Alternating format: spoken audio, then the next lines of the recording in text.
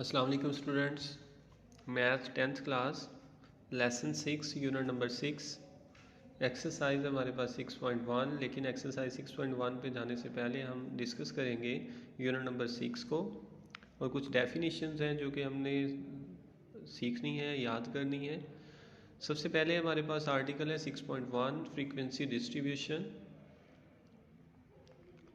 जी student, frequency distribution पे जाने से पहले मैं आपको बताता चलूँ कि जो चैप्टर है इसमें हमने डाटा को अरेंज करना सीखना है।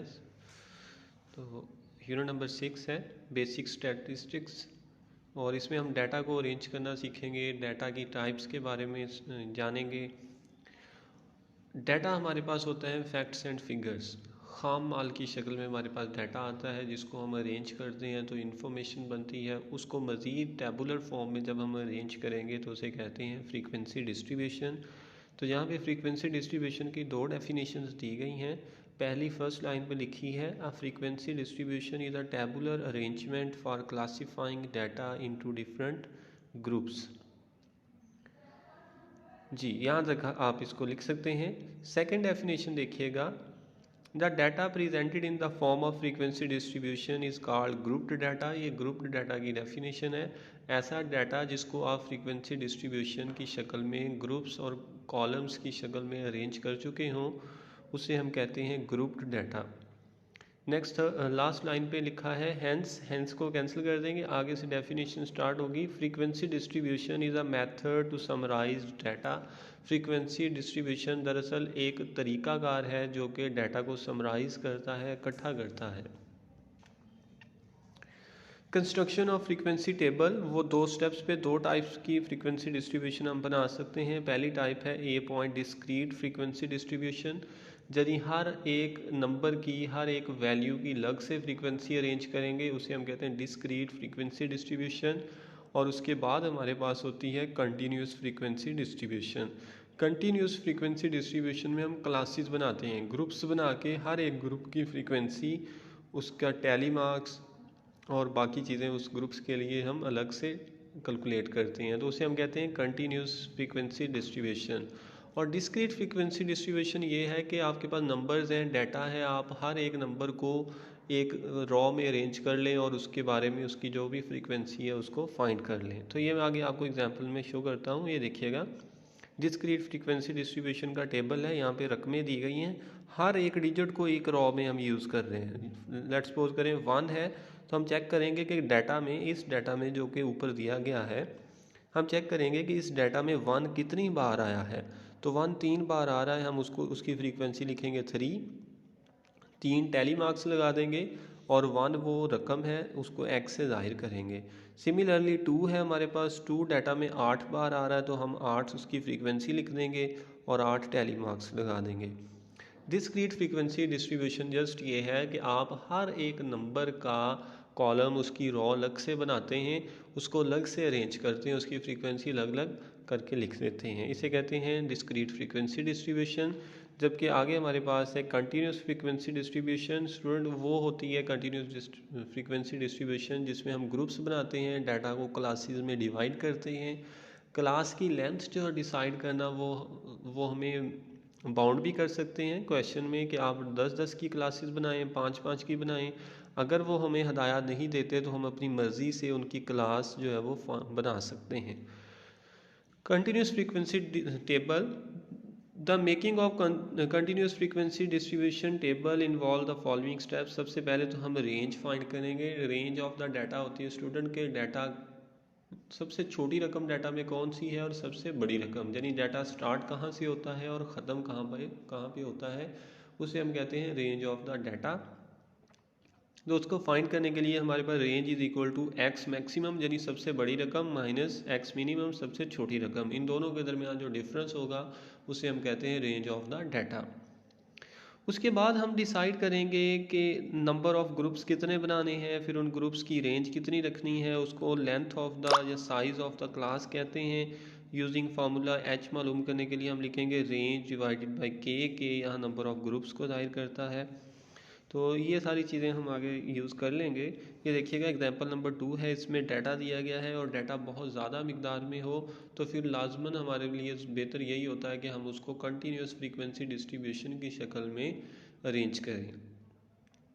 जी, तो डाटा है हमारे पास और इसमें सबसे छोटी रकम एक्स मिनिमम जो है वो 2 है और एक्स मैक्सिमम जो है वो 60 है। ये बहुत वाइड डाटा है, यानी इसकी रेंज बहुत बड़ी है और अगर हम इसको डिस्क्रीट शक्ल में लिखने की कोशिश करेंगे तो हमें ऑलमोस्ट 58 टर्म्स जो है वो उनके 58 रॉज बनाना पड़ेंगे। ऑलमोस्ट हो सकता है, लेकिन ये डिपेंड करेगा कि हमारे पास रकमें कितने, हमारे पास 40 रकमें हैं तो हमें कम से कम 40 के लगभग जो है ना रॉज बनाना पड़ेंगी अगर हम इसको डिस्क्रीट फ्रीक्वेंसी डिस्ट्रीब्यूशन टेबल की शक्ल में अरेंज करते हैं। तो उस मुश्किल से बचने के लिए बेहतर यही है कि हम इसके ग्रुप्स बनाएं, डाटा को ग्रुप्स की शक्ल में अरेंज कर दें। अब हम देखेंगे कि पहला जो डिजिट है वो स्टार्ट हो रहा है 2 पे और लास्ट डिजिट जो है वो 60 है। तो हम कोशिश करेंगे कि डाटा को इस तरह अरेंज करें कि ये दोनों रकमें उन ग्रुप्स के अंदर आ जाएं, वहाँ पे अकोमोडेट हो जाएं। तो ये देखिएगा हम पहला ग्रुप बनाएंगे 0 से 9 तक, फिर 10 से 19 तक, फिर 20 से 29 तक, यानी इस तरह ग्रुप्स बना लेंगे। फिर उनके बीच जितनी भी रकमें आएंगी, देखिए पहले 0 और 9 के दरमियान 2 रकमें हैं, उनके लिए हम एक ऑब्जर्वेशन वाला कॉलम बना लेंगे और वो 2 रकमें कौन सी हैं, एक 2 है और एक 7 है। तो उसकी टोटल फ्रीक्वेंसी कितनी हो जाएगी उस ग्रुप की 2, तो वो यहाँ हमने लिख ली। फिर 10 से 19 तक हमारे पास 10 रकमें हैं, जो जो रकमें हैं वो हम यहाँ ऑब्जर्वेशन में लिख लेंगे और उनकी टोटल फ्रीक्वेंसी यहाँ लिखते जाएंगे। तो इसे कहते हैं continuous frequency distribution. Next student, class limits. ये देखिएगा मैं आपको बताता हूँ, यहाँ पे जो आपने क्लासेस और ग्रुप्स बनाए हैं इन्हें कहते हैं क्लास लिमिट्स। ठीक है, C.L से जाहिर करेंगे शॉर्ट फॉर्म में क्लास लिमिट्स। तो ग्रुप्स की जो लेंथ होती है उसको हम कहते हैं क्लास लिमिट्स। यहाँ पे देखिएगा definition, the minimum and maximum values defined for a class और group are called class limits. यानी वो मिनिमम और मैक्सिमम वैल्यू जो आप एक क्लास के लिए डिसाइड कर लेते हैं उसे हम कहते हैं class limits. The minimum value is called lower class limit and the maximum value is called upper class limit। यानी जो छोटी रकम होगी हम उसे कहेंगे लोअर लिमिट है और जो बड़ी रकम होगी उस क्लास की हम उसे कहेंगे अपर लिमिट है। In example 2 the lower classes are 0, 10। ये देखिएगा 0, 10, 20, 30 ये लोअर क्लासेस हैं। 9, 19, 29 ये हर क्लास की अपर क्लास बाउंड्स हैं। जी, उसके बाद बी पॉइंट है class boundaries. As a continuous frequency distribution is based on measurable characteristic variable which involve the rule of approximation to record any observation from example 2 we will discuss। ये देखिएगा student यहाँ पे कि example 2 है हमारे पास, उसमें class limits हैं 0 से 9 तक पहली क्लास। अब हमें ये नहीं पता कि जो बाउंड्री है वो उस क्लास के अंदर शामिल होगी या नहीं होगी। हम मुझे यहाँ पे ये क्लियर नहीं है कि 0 और 9 उस क्लास में बजाते खुद शामिल होंगे या नहीं होंगे, कि हमने सिर्फ 0 और 9 के दरमियान वाले नंबर लिखने हैं या 0 और 9 उस क्लास में बजाते खुद भी शामिल हो सकते हैं। ये आइडिया क्लियर नहीं होता क्लास लिमिट से। इसको मज़ीद क्लियर करने के लिए क्लास बाउंड्रीज बनाई जाती हैं, यानी दोनों तरफ से लोअर क्लास से भी और अपर क्लास को भी थोड़ा एक्सपेंड कर लिया जाता है और उसको हम कहते हैं क्लास बाउंड्रीज। ये देखिएगा क्लास लिमिट थी 0, इसमें से हम 0.5 माइनस कर लेंगे तो आंसर आएगा हमारे पास -0.5, और जो अपर क्लास लिमिट होती है उसमें 0.5 ऐड करना है तो वो बन जाएगी 9.5। यानी आपने क्लास लिमिट में थोड़ी सी बाउंड्री शुरू में इंक्लूड कर ली और थोड़ी सी बाउंड्री वो लास्ट पे आप इंक्लूड कर लेंगे। ऐड इंक्लूड क्या किया है कि लोअर क्लास लिमिट में से 0.5 माइनस कर लेने हैं और अपर क्लास लिमिट में 0.5 ऐड कर देने हैं। ये देखिएगा सभी ग्रुप्स में सभी क्लास लिमिट्स को चेंज करके क्लास बाउंड्रीज बनाई गई हैं। लोअर क्लास लिमिट में से 0.5 कम कर लिया और अपर क्लास लिमिट में 0.5 ऐड कर दिया। जी, नेक्स्ट इसके बाद है क्लास बाउंड्रीज, और सी पॉइंट पे हमारे पास मिड पॉइंट और क्लास मार्क। ये किसी भी क्लास लिमिट का मिड पॉइंट होता है, यानी उसका एवरेज लेंगे। For a given class, the average of that class obtained by dividing the sum of upper and lower class limits by 2 is called midpoint or class mark of that class। ये देखिएगा मैं यहाँ पे example से आपको जाहिर करता हूँ। जी ये हमारे पास पहली क्लास लिमिट है 0 और 9। अब इसका क्लास मार्क यानी इसका मिड पॉइंट निकालने के लिए हम 0 और 9 को जमा करेंगे, आंसर आएगा 9। उसको 2 पे तकसीम करेंगे, फिर फाइनल आंसर आएगा 4.5। 4.5 इस क्लास का क्लास मार्क होगा जो मिड पॉइंट होगा। फिर नेक्स्ट क्लास के लिए अगर हम निकालना चाहें तो वो होगा 10 जमा 19 29 हो जाएगा। उसको 2 पे तकसीम करें तो आंसर आएगा 14.5, वो दूसरी क्लास का क्लास मार्क होगा। जी मिड पॉइंट और क्लास मार्क क्लियर हो गया यहाँ से। उसके बाद है कम्युलेटिव फ्रीक्वेंसी। इसको ये होती है टोटल फ्रीक्वेंसी। जैसे जैसे आप रॉज लिखते जा रहे हैं तो ऊपर वाली रॉज की फ्रीक्वेंसी को जमा करते जाएं तो जो टोटल फ्रीक्वेंसी बनती जाएगी उसे हम कहते हैं cumulative frequency. The total of frequency up to an upper class limit or boundary is called cumulative frequency. तो इसको हम यहाँ से देखेंगे। जी इसके बाद है histogram. Histogram is a graph of adjacent rectangles constructed on X Y plane. It is a graph of frequency distribution. जो हम फ्रीक्वेंसी डिस्ट्रीब्यूशन के टेबुलर अरेंजमेंट फाइंड कर लेंगे उसको ग्राफ की शक्ल में जाहिर करें तो उसको कहते हैं हिस्टोग्राम। लेकिन हिस्टोग्राम बेसिकली कॉलम ग्राफ को या बार ग्राफ को कहते हैं। ऑलरेडी स्टूडेंट हम जूनियर क्लासेस में और खुसूसी तौर पे हम एलिमेंट्री क्लासेस में ये पढ़ चुके हैं बार ग्राफ्स क्या होते हैं। बार ग्राफ्स की टाइप्स होती हैं, कॉलम ग्राफ, रॉ ग्राफ, वो हम सारी चीज़ें पढ़ चुके हैं वहाँ पे। तो ऐसा ग्राफ जो बार्स की शक्ल में एडजेसेंट रेक्टेंगल्स की शक्ल में जाहिर किया जाए उसे हम कहते हैं हिस्टोग्राम। तो स्टैट्स की के लिहाज से हम उस ग्राफ को कहेंगे हिस्टोग्राम। जी तो वो आगे हम एक्सरसाइज में उसको यूज़ करेंगे। नेक्स्ट है दूसरी टाइप का ग्राफ है a frequency polygon is many sided closed figure. Frequency polygon जो होती है ये भी एक ग्राफ होता है, इसे लाइन ग्राफ कहते हैं और इसकी बहुत सारी साइड्स हो सकती हैं, यानी ये कंटिन्यूस नहीं होगा या यूँ कह लें कि इसमें स्ट्रेटनेस नहीं होगी, ये बहुत सारी साइड्स पे मुश्तमिल हो सकता है, उसे हम कहते हैं फ्रीक्वेंसी पॉलीगॉन। अब frequency polygon is many sided close figure, its construction will be explained in the question C. इसके बाद है जी स्टूडेंट हमारे पास एक्सरसाइज 6.1 और ALP सिलेबस के मुताबिक जस्ट हमने 2 क्वेश्चन सॉल्व करने। इसके question number 1 as a class work और question number 3 as a homework हमारे सिलेबस में शामिल है। तो क्वेश्चन नंबर 1 देखिएगा, the following data shows the number of members in various families. मुख्तलिफ ख़ानदान है और उनमें मेंबर्स की तादाद यहाँ पे दी गई है। Construct frequency distribution, also find cumulative frequency. एक तो हमने फ्रीक्वेंसी डिस्ट्रीब्यूशन टेबल कंस्ट्रक्ट करना है और दूसरा हमने कम्युलेटिव फ्रीक्वेंसी का कॉलम साथ साथ बनाना है। ये स्टूडेंट तो क्वेश्चन नंबर 1 और इसका सोल्यूशन है हमारे पास। सबसे पहले तो हम देखेंगे लेट नंबर ऑफ मेंबर्स, उसको हम काउंट कर लेंगे कि नंबर ऑफ मेंबर्स कितने हैं और उसकी रेंज कितनी है। स्मॉलेस्ट वैल्यू जो है वो सबसे कम मेंबर्स किसी फैमिली में वो 2 हैं और बड़ी से बड़ी वैल्यू जो है वो किसी फैमिली में वो है 12। तो हम इसका डिस्क्रीट फ्रीक्वेंसी डिस्ट्रीब्यूशन टेबल बनाते हैं। डिस्क्रीट मीन हर नंबर को हर मेंबर्स की तादाद को अलग से एक्सप्लेन करेंगे कि एक फैमिली में यहाँ पे देखिएगा, हम पहले तो कॉलम्स देख लें कौन कौन से बनाएंगे। एक्स है हमारे पास वो रकम, डाटा, टेलीमार्क्स फ्रीक्वेंसी की तादाद को जाहिर करने के लिए फ्रीक्वेंसी वाला कॉलम बनाएंगे और उसके बाद कम्युलेटिव फ्रीक्वेंसी टेबल उन्होंने हमसे डिमांड की है तो हम इसको बनाएंगे। जिस क्वेश्चन में इसकी डिमांड ना हो वहाँ हम इसको ना बनाएं तो भी कोई मसला नहीं।